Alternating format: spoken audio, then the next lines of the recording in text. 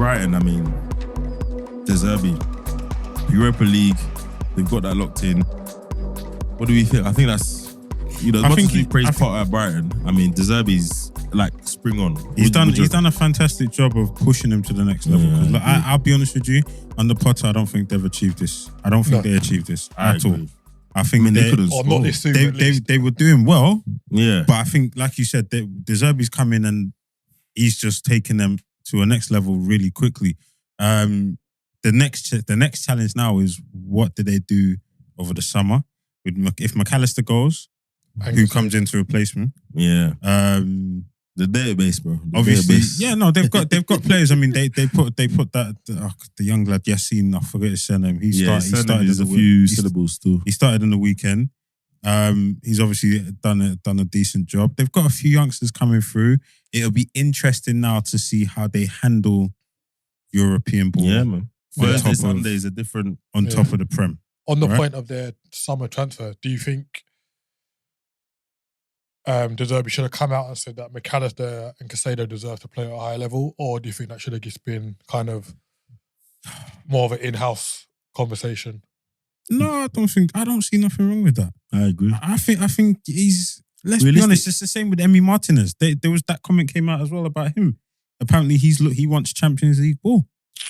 And I mean, couldn't begrudge him, innit? You can't begrudge him. Since he's left Arsenal, his career's been on the up. He's won the World Cup. He's done well with Aston Villa. Even his final performances for Arsenal, he the FA Cup. I mean, you can't begrudge him sitting there saying, standing there saying, well, actually, why not? Yeah. Why not see if I can get a team that's competing in European ball, specifically Champions League. Yeah, and I think the Martinez thing is one of those oddities in football where his club team might not be a perennial Champions League team, etc. Then he goes with his international team and his colleagues. He wins the World Cup. Some heroics there. I do think that with goalkeepers, they do blossom a little bit later, but of course, I'm not sure if Martinez is a number one keeper. Let's think about the teams that have for a Champions League team. Bro, I don't think so. I honestly don't think so. And I think his temperament isn't great. He's shown that. The argument would be, like you say, I was the number one goalkeeper for a World Cup winning squad. Yeah, no, I agree you were. But I think international has shown us in the past that those specific set of circumstances, those specific players, those specific conditions are not the same. Can yield a certain result. Yeah. But when I think about it in recent times, let's take Man City out of it because they're just on some next level. The other team you got to look at is Liverpool. So if I took Allister out and put Martinez there, I don't think what we've seen today suggests that Martinez could operate at that level. Yeah, no, I agree. Yeah, I don't think so. So then you're now, if you're Martinez, you have to move to an Arsenal, right? Or a Newcastle who have had a great season. They've got in there. And as much as people are not going to like this, I almost see Arsenal, Newcastle in there. It's almost like, do you remember when Everton got top 4? Yeah. Or Tottenham got top 4? Do you know what I mean? You're not cemented there. You're in there. You got to earn it again and again. I think Martinez has to go to one of those teams. He doesn't get into a Man City team. He does not get into a Liverpool team. I don't think he gets into Chelsea's team, personally. I'd put him in the safe category as a goalkeeper. Like, he's someone who will kind of, might make the odd mistake, but generally he's safe. But if you look at like the elite goalkeepers in the league, you're looking at Ederson, Alisson, etc. You wouldn't put him up there with them two. Yeah, even Ramsdale. Ramsdale. Again, if you wanna take the emotion out of it and look at his season, he still make the kind of mistakes that the tier 1 keepers. He's made those mistakes in one season, and those tier 1 keepers maybe make in 2 or 3 years. Yeah, I think you go into the Champions League, you can't make those mistakes. Yeah. Over the course of a season, all right, here and there. But in the Champions League, your margin of error is a lot shorter. I agree. And don't get me wrong, over the season, he's saved us more times than he's cost us. But again, if you want to look at it, that objectively, we've had only the Prem for a long part of the season. To your point, we've on a Tuesday or Wednesday night, Champions League group stage. Yeah, it's peak. It's different, right? Pressure. It's different. When that music hits and you're standing there against some of the best in the world. Mumsy's in the crowd and that. Yeah. It's a different. Just spinning back to De Zerbi quickly. I think the fact that he made those comments about McAllister and Caicedo, I have no issue with it. I think that kind of cements to me that they know what they're doing going into the summer. Mm. He's like, right, we're prepared to let these two go, but it doesn't matter because we know what we're going to do.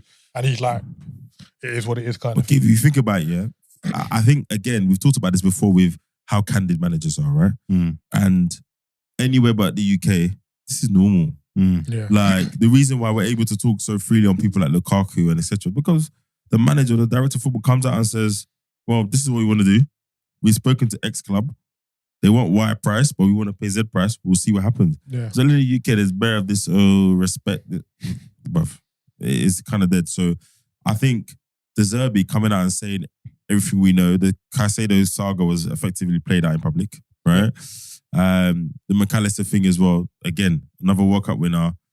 The timing of that World Cup has shifted the conversation. Because if you had done that in the summer, maybe they deal with all of that before the transfer window closes. Yeah.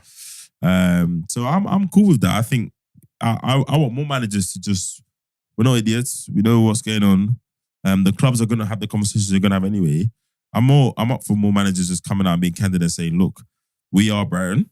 Yes, we've made Europa, but these are players that aspire to play for bigger clubs who perennially are at higher level. Because at the end of the day, Liverpool, if I'm in a club that finished in the Europa Conference League this season, that's cool. But wherever those clubs I'm in, if Liverpool pick up the phone, I'm going. Yeah. If Brighton is the other Europa League club and Villa have qualified for the conference, bro, if I play for either of those clubs and Liverpool, cool, I'm off. Just because it is one season, it doesn't. Do you know what I'm saying? I mean, what's the other side of it? So what's the negative, right? I've got no issue with it, but like you say, the whole kind of British and more the fan mentality.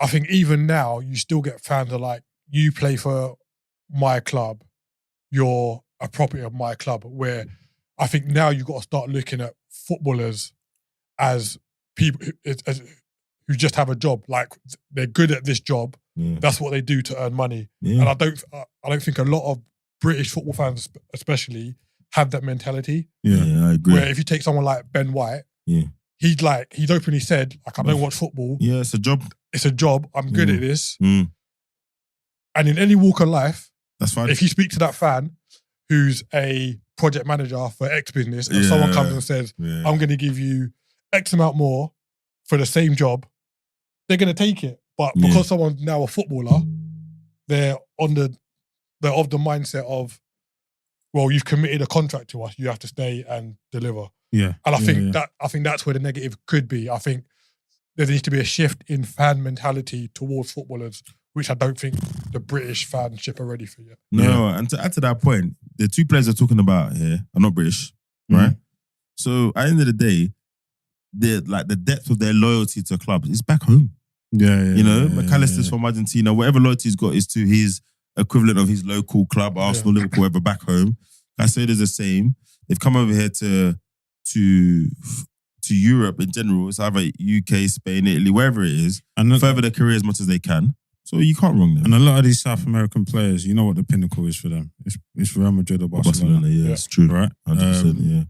They come to these big teams in the teams in Europe, Premier League, because that's where the money is. Right. So they come to earn their money. Right. If Barcelona and Real Madrid their are not family life, exactly. If Barcelona and Real Madrid are not calling yet, cool. We're gonna chase the money. So we've Brighton, thank you for putting me on the platform, giving me a platform to show what I can do. In McAllister's case, he was fortunate enough to do well at the World Cup, but for Caicedo, he needed that platform that Brighton have given him.